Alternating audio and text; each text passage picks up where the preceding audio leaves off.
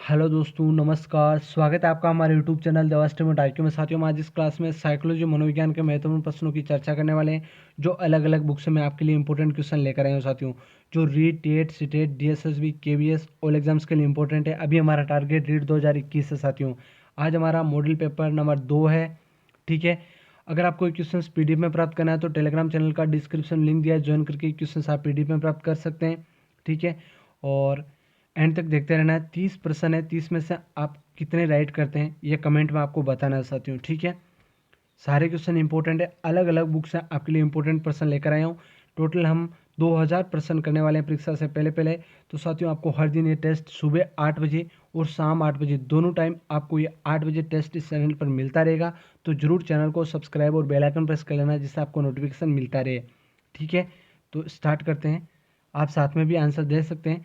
1 number question है, एक शिक्षिका अपने शिक्षण में दृश्य सर्वे सहायक सामग्रियां और शारीरिक गतिविधियों का उपयोग करती है क्योंकि वह ए ऑप्शन है शिक्षार्थियों को मनोरंजन प्रदान करने के लिए, बी ऑप्शन है अधिगम बढ़ाने के लिए अधिकतम संख्या में इंद्रियों का उपयोग करते हैं, सी ऑप्शन है शिक्षक को राहत प्रदान करते हैं और डी ऑप्शन है प्रभावी आकलन की सुविधा प्रदान करते हैं। तो इसमें आपका हो जाएगा साथियों बी ऑप्शन राइट। अधिगम बढ़ाने के लिए अधिकतम संख्या में इंद्रियों का उपयोग करते हैं, ठीक है। इंपॉर्टेंट क्वेश्चन है। 2 नंबर क्वेश्चन है, व्यक्तित्व मापन की वस्तुनिष्ठ विधियों में निम्न में से कौन सी विधि नहीं मानी जाती? नियंत्रित निरीक्षण, रेखांकित द्वारा प्रदर्शित मापनी, सी ऑप्शन है व्यक्तित्व के संकेत के रूप में शारीरिक परिवर्तन, डी ऑप्शन है अभिज्ञापन प्रश्नावली। तो व्यक्तित्व मापन की वस्तुनिष्ठ विधियों में निम्न में से कौन सी विधि नहीं मानी जाती? तो इसमें आपका हो जाएगा साथियों व्यक्तित्व के संकेत के रूप में शारीरिक परिवर्तन, ठीक है। सी ऑप्शन इसमें राइट हो जाएगा। अगला हो जाएगा प्रतिभाशाली शिक्षार्थियों को से जुड़े प्रश्नों पर अधिक समय देने के लिए कहा जा सकता है समझ, सर्जन, विश्लेषण, स्मरण। तो साथियों, प्रतिभाशाली शिक्षार्थियों को सर्जन से जुड़े प्रश्नों पर अधिक समय देने के लिए कहा जा सकता है। तो इसमें क्या हो जाएगा? बी ऑप्शन आपका इसमें राइट हो जाएगा, ठीक है। अगला हो जाएगा अधिगम की प्रक्रिया में निम्नलिखित में से कौन सा कथन शामिल नहीं किया जाता? ए ऑप्शन है अधिगम एक लक्ष्य केंद्रित प्रक्रिया है, बी ऑप्शन है गैर अधिगम भी अधिगम की एक प्रक्रिया है, सी ऑप्शन है शैक्षिक संस्थान ऐसा स्थान है जहां अधिगम प्रक्रियाएं गठित होती है और डी ऑप्शन है अधिगम व्यापक प्रक्रिया है। तो अधिगम की प्रक्रिया में निम्नलिखित में से कौन सा कथन शामिल नहीं किया जाता? ध्यान से पढ़ना आपको हर पर्सन। क्या पूछा है? नहीं किया जाता। तो साथियों, इसमें आपका हो जाएगा अधिगम एक लक्ष्य केंद्रित प्रक्रिया है, यह नहीं किया जाता है, ठीक है, ध्यान रखना है। अगला क्वेश्चन हो जाएगा आपका अभिप्रेरणा का वर्गीकरण होता है। ए ऑप्शन है स्वाभाविक और कृत्रिम, बी ऑप्शन है कम महत्वपूर्ण तथा अधिक महत्वपूर्ण, सी ऑप्शन है जन्मजात तथा अर्जित, डी ऑप्शन है अभिप्रेरणा तथा प्रलोभन। तो इसमें आपका हो जाएगा साथियों जन्मजात तथा अर्जित। अभिप्रेरणा का वर्गीकरण होता है जन्मजात तथा अर्जित से, ठीक है। सी ऑप्शन राइट हो जाएगा इसमें। अगला क्वेश्चन हो जाएगा निम्न में से कौन सा स्टैनबर्ग की बुद्धि के त्रिस्तरीय सिद्धांत का एक रूप है? निम्न में से कौन सा स्टैनबर्ग की बुद्धि के त्रिस्तरीय सिद्धांत का? तो ए ऑप्शन है प्रायोगिक बुद्धि, बी ऑप्शन है संसाधन पूर्ण बुद्धि, सी ऑप्शन है गणितीय बुद्धि और डी ऑप्शन है व्यवहारिक बुद्धि। तो 6 नंबर में साथियों आपका हो जाएगा व्यवहारिक बुद्धि। कौन सा स्टैनबर्ग की बुद्धि के त्रिस्तरीय सिद्धांत का एक रूप है? व्यवहारिक बुद्धि, डी ऑप्शन राइट हो जाएगा इसमें। अगला हो जाएगा कक्षा 4 का एक बच्चा सदैव चिंतित और कुटित रहता है, आप ए ऑप्शन है उसके अभिभावक से शिकायत करेंगे, बी ऑप्शन है मनोचिकित्सक के पास ले जाएंगे, सी ऑप्शन है स्वयं परामर्शदाता की भूमिका का निर्वाह करेंगे, या डी ऑप्शन उसे उसके भाग्य पर छोड़ देंगे। कक्षा 4 का एक बच्चा है, सदैव चिंतित और कुटित रहता है। साथियों, सदैव चिंतित और कुटित रहता है तो आप क्या करेंगे? तो ये आपके लिए इंपॉर्टेंट प्रश्न है। आप क्या करेंगे? आपको स्वयं परामर्शदाता की भूमिका का निर्वाह करेंगे साथियों। ठीक है, ये आपको ध्यान रखना है। सी ऑप्शन इसमें सबसे बेस्ट राइट होगा। ठीक है, अगला हो जाएगा व्यक्तिगत भेद पाए जाते हैं। व्यक्तिगत भेद पाए जाते हैं। ए ऑप्शन है बुद्धि स्तर में, बी ऑप्शन है अभिवर्ती में, सी ऑप्शन है गतिवाही योग्यता में, डी ऑप्शन है उपयुक्त सभी में। तो साथियों इसमें आपका हो जाएगा उपयुक्त सभी में। व्यक्तिगत भेद पाए जाते हैं, बुद्धि स्तर में भी भेद पाए जाते हैं, अभिवर्ती में भी पाए जाते हैं, गतिवाही योग्यता में भी भेद पाए जाते हैं, व्यक्तिगत भेद। तो ये आपके लिए इंपॉर्टेंट क्वेश्चन था, उपयुक्त सभी राइट हो जाएगा इसमें। ठीक है, अगला क्वेश्चन हो जाएगा 9 नंबर। किशोरों को अनुभव हो सकता है। किशोरों को अनुभव हो सकता है। ए ऑप्शन है जीवन के बारे में संतुष्ट भाव का, बी ऑप्शन है चिंता और स्वयं से सरोकार का, सी ऑप्शन है बचपन में किए अपराधों के प्रति डर की भावना का, डी ऑप्शन है सीधी के भाव का। तो साथियों इसमें कौन सा हो जाएगा? इसमें आपका हो जाएगा सीधी के भाव का। किशोरों को अनुभव हो सकता है किसका? सीधी के भाव का। डी ऑप्शन इसमें राइट हो जाएगा। ठीक है, अगला क्वेश्चन है अधिगम स्थानांतरण के द्वितत्वीय सिद्धांत के प्रवर्तक थे। ए ऑप्शन है थार्नडाइक, बी ऑप्शन है स्पीयरमैन, सी ऑप्शन है जड़, डी ऑप्शन है गिलफोर्ड। तो 10 नंबर में साथियों आपका राइट हो जाएगा स्पीयरमैन। क्या हो जाएगा? बी ऑप्शन आपका इसमें राइट हो जाएगा। ठीक है, अगला हो जाएगा क्वेश्चन सशक्त अभिप्रेरणा सीखने का प्रभावशाली घटक है। सशक्त अभिप्रेरणा सीखने का प्रभावशाली घटक है। ए ऑप्शन है इससे बालक स्वस्थ रहता है, बी ऑप्शन है ध्यान रहता है, सी ऑप्शन है शीघ्र सीखता है, डी ऑप्शन है प्रसन्न रहता है। तो सशक्त अभिप्रेरणा सीखने का प्रभावशाली घटक क्या है साथियों? तो इसमें आपका हो जाएगा शीघ्र सीखता है। ठीक है, सी ऑप्शन इसमें राइट हो जाएगा। अगला क्वेश्चन हो जाएगा आपको अपनी कक्षा में 2 मंदबुद्धि बच्चों को बैठाने के लिए बोला गया है, तो आप उन्हें अपने विद्यार्थी के रूप में ग्रहण करने से इनकार करेंगे? क्या होगा इसमें? गलत है, विद्यार्थी के रूप में ग्रहण इनकार नहीं कर सकते, तो ये इसमें गलत हो जाएगा। अगला हो जाएगा प्रधानाध्यापक को उन्हें किसी और कक्षा में जो मंदबुद्धि बालकों के लिए विशेष रूप से चिन्हित है उसमें बैठाने के लिए बोलेंगे? नहीं। सी ऑप्शन है ऐसे विद्यार्थियों को सिखाने की तकनीक सीखेंगे? बिल्कुल, ऐसे विद्यार्थियों को सिखाने की तकनीक सीखेंगे। सी ऑप्शन इसमें राइट हो जाएगा साथियों, ध्यान रखना। ऐसे एग्जाम में क्वेश्चन पूछ लिए जाते हैं और कन्फ्यूजन हो जाते हैं। ठीक है, ध्यान रखना है। 13 नंबर क्वेश्चन है क्रियात्मक अनुसंधान के संबंध में निम्न में से कौन सा कथन सही नहीं है? ए ऑप्शन है यह अध्यापकों एवं शिक्षा व्यवसाय से जुड़े लोगों द्वारा किया जाता है। क्या होगा इसमें? यह गलत हो जाएगा, सही नहीं है।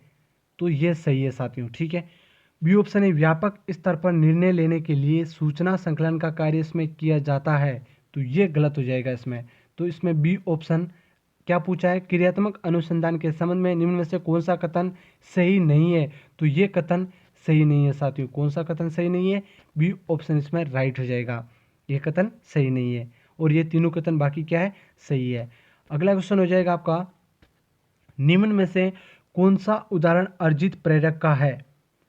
भूख, पुरस्कार, रुचि, विश्राम।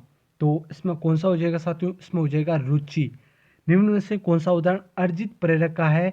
रुचि साथियों। ठीक है, अगला हो जाएगा आपका अधिकतर दाएं हाथ से काम करने वाले लोगों को के मस्तिष्क का बायां गोलार्ध को नियंत्रित करता है। कौन करता है? ए ऑप्शन है देशिक चाक्षुष सूचना, बी ऑप्शन है भाषा प्रक्रमण, सी ऑप्शन है भावनाओं, डी ऑप्शन है बाएं हाथ की गति। तो इसमें आपका हो जाएगा भाषा प्रक्रमण। ठीक है, अधिकतर दाएं हाथ से काम करने वाले लोगों के मस्तिष्क का बायां गोलार्ध भाषा प्रक्रमण को नियंत्रण करता है साथियों, ध्यान रखना। इंपॉर्टेंट क्वेश्चन है एग्जाम के लिए। अगला हो जाएगा बुद्धि है। ए ऑप्शन है सामर्थ्यों का एक समुच्चय, बी ऑप्शन है एक अकेला और जातीय विचार, सी ऑप्शन है दूसरों के अनुकरण करने की योग्यता, और डी ऑप्शन है एक विशिष्ट योग्यता। तो बुद्धि क्या है साथियों? इसमें आपका हो जाएगा सामर्थ्यों का एक समुच्चय है। बुद्धि क्या है? सामर्थ्यों का एक समुच्चय है साथियों। ठीक है, अगला हो जाएगा आपका 17 नंबर क्वेश्चन पढ़ाते समय सामान्य कक्षा में अध्यापक का सर्वाधिक ध्यान किस मनोविज्ञान तथ्य पर होना चाहिए? अध्यापक का सर्वाधिक ध्यान, तो ए ऑप्शन है शिक्षण तकनीक पर, बी ऑप्शन है शारीरिक क्षमता पर, सी ऑप्शन है व्यक्तित्व विभिन्नता पर, और डी ऑप्शन है पारिवारिक स्थिति पर। तो साथियों सरल क्वेश्चन है एकदम, इसमें आपका हो जाएगा व्यक्तित्व भिन्नता पर। पढ़ाते समय सामान्य कक्षा में अध्यापक का सर्वाधिक ध्यान किस मनोवैज्ञानिक तथ्य पर होना चाहिए? तो किस पर होना चाहिए? व्यक्तित्व विभिन्नता पर ध्यान होना चाहिए साथियों, ठीक है। अगला हो जाएगा प्रतिभाशाली होने का संकेत नहीं है। ए ऑप्शन है सृजनात्मक विचार, बी ऑप्शन है जिज्ञासा, सी ऑप्शन है अभिव्यक्ति में नवीनता, डी ऑप्शन है दूसरों के साथ झगड़ना। तो प्रतिभाशाली होने का संकेत नहीं है, पूरा क्वेश्चन पढ़ लेना आपको, नहीं है पूछा है तो साथियों इसमें हो जाएगा दूसरों के साथ झगड़ना प्रतिभाशाली होने का संकेत नहीं है, ठीक है। दूसरों के साथ झगड़ना प्रतिभाशाली होने का संकेत नहीं है। अगला हो जाएगा आपका प्रेरणा का वही संबंध उपलब्धि में से जो अधिगम का है। तो ए ऑप्शन है तर्क, बी ऑप्शन है चिंतन, सी ऑप्शन है बोध, डी ऑप्शन है विवेक। तो इसमें आपका हो जाएगा साथियों बोध। प्रेरणा का वही संबंध उपलब्ध से हो जो अधिगम का बोध से है साथियों, जो अधिगम का किससे है? बोध से है, ध्यान रखना है। अगला क्वेश्चन हो जाएगा व्यक्तियों में एक दूसरे से भिन्नता क्यों होती है? व्यक्तियों में एक दूसरे से भिन्नता क्यों होती है? वातावरण के प्रभाव के कारण, बी ऑप्शन है आपका जन्मजात विशेषता के कारण, सी ऑप्शन है वंशानुक्रम और वातावरण के बीच अन्योन क्रिया के कारण, और डी ऑप्शन है प्रत्येक व्यक्ति को उसके माता पिता से जीनों का भिन्न समुच्चय प्राप्त होने के कारण। तो व्यक्तियों में एक दूसरे से भिन्नता क्यों होती है?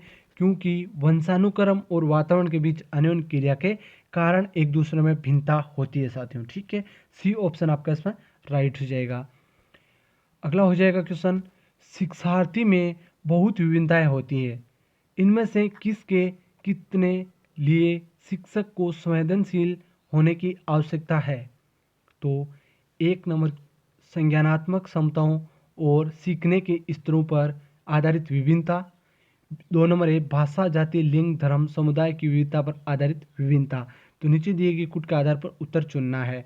तो शिक्षार्थी में बहुत विभिन्नता होती है, इनमें से किसके लिए शिक्षक को संवेदनशील होने की आवश्यकता है? तो साथियों इसमें आपका हो जाएगा दोनों में, इसमें क्या हो जाएगी? दोनों राइट हो जाएंगे साथियों, ठीक है। इसमें डी ऑप्शन आपका राइट हो जाएगा।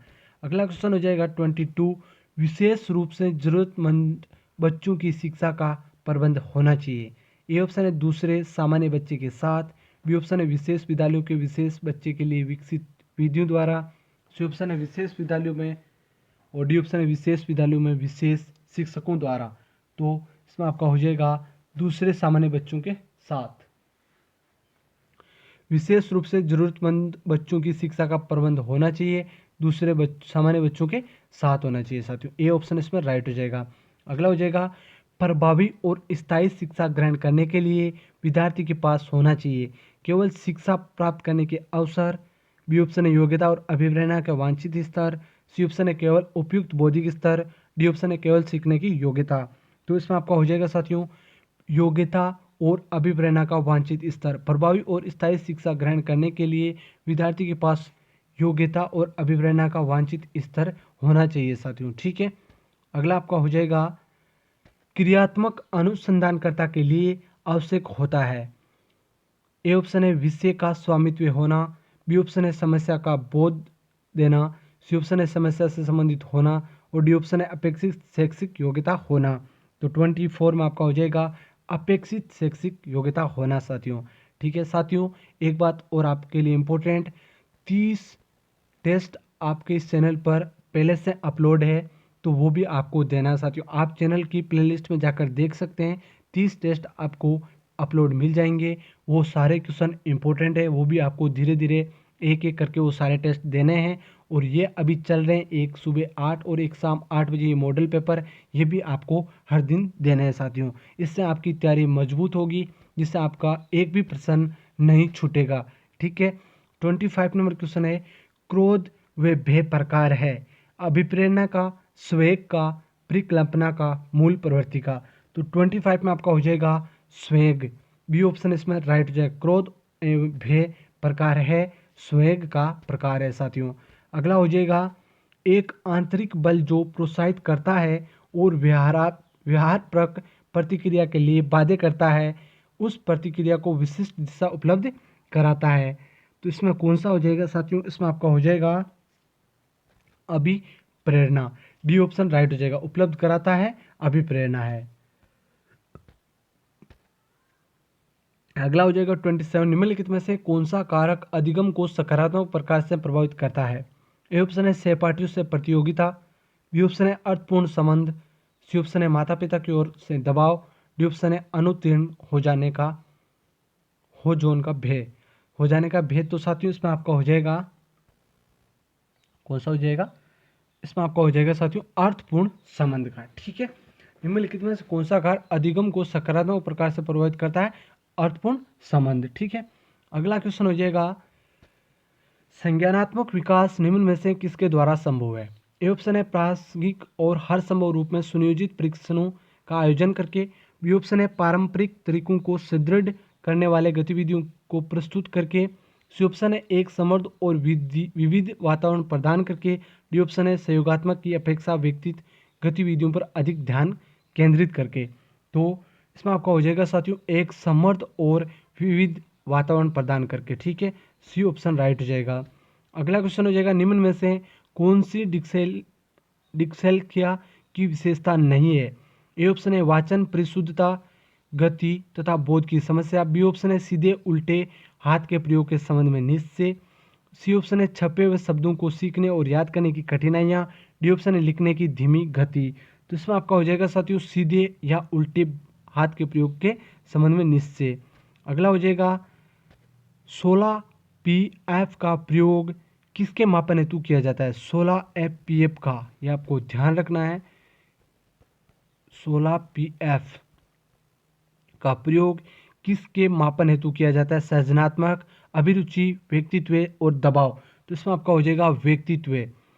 प्रयोग किसके मापन हेतु किया जाता है? व्यक्तित्व के लिए साथियों, इंपॉर्टेंट है, ध्यान रखना। तो साथियों कैसी लगी क्लास जरूर बताना, लाइक शेयर सब्सक्राइब करना, और 30 टेस्ट आपको अपलोड मिल जाएंगे, वो आपको देख लेना है चैनल की प्लेलिस्ट में जाकर। और इससे पहला फर्स्ट मॉडल पेपर है वो भी आपको देखना है, 30 में से दोनों में आपके कितने राइट हो रहे हैं ये भी आपको बताना है। हर दिन सुबह 8 और हर दिन शाम 8 बजे दोनों टाइम आपको ये टेस्ट देना है। अगर आपको क्वेश्चन PDF में प्राप्त करना है तो टेलीग्राम चैनल का डिस्क्रिप्शन लिंक दिया है, ज्वाइन करके आप ये सारे क्वेश्चन PDF में प्राप्त कर सकते हैं। धन्यवाद, जय हिंद, फिर मिलते हैं अगली क्लास में। लाइक शेयर सब्सक्राइब जरूर करें।